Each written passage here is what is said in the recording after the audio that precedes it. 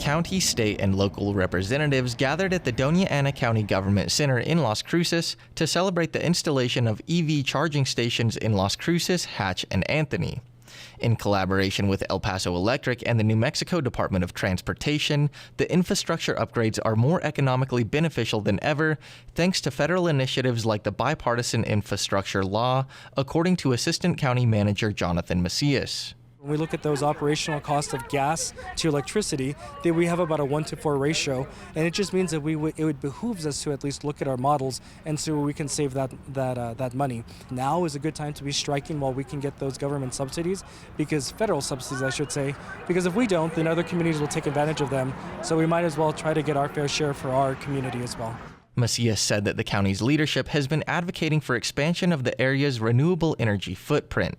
And while the new EV chargers are a piece of that, he said that gas-powered vehicles aren't going anywhere.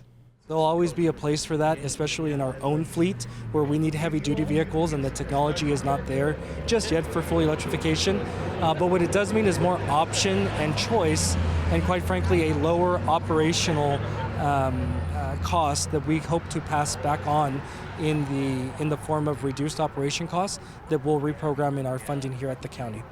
The charging stations are being energized by El Paso Electric, and Angie Rodriguez, Supervisor of Transportation Electrification at El Paso Electric, said the utility company will continue efforts to decarbonize their grid.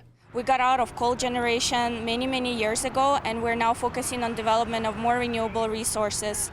So when you charge an EV connected to our grid, you're going to be charging it with the lower carbon resources. But as EV adoption becomes more commonplace, so does the need for a workforce that can implement the technology. NMSU's Dr. Olga Lavrova researches integration of renewables and new technology into the electric grid and said she's confident in the state's ability to integrate the new infrastructure.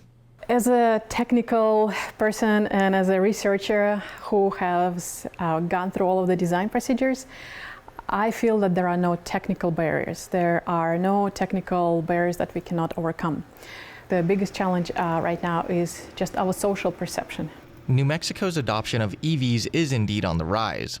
According to the U.S. Department of Energy's Alternative Fuels Data Center, the state saw an increase of 2,900 electric vehicles between 2021 and 2022. Dr. Lavrova said that the university is preparing students for an industry that she said could eventually be as big as the oil and gas industry.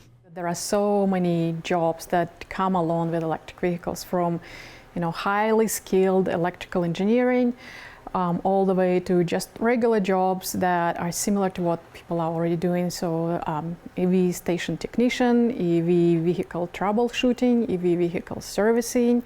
So it's replacing one type of vehicle with another, but the jobs are still staying the same. If not, there is a little bit of more jobs now because of the electric vehicle charging stations. As Doña Ana County continues to build EV infrastructure, local stakeholders are optimistic that these investments will not only drive economic growth, but also pave the way for a more sustainable future in New Mexico.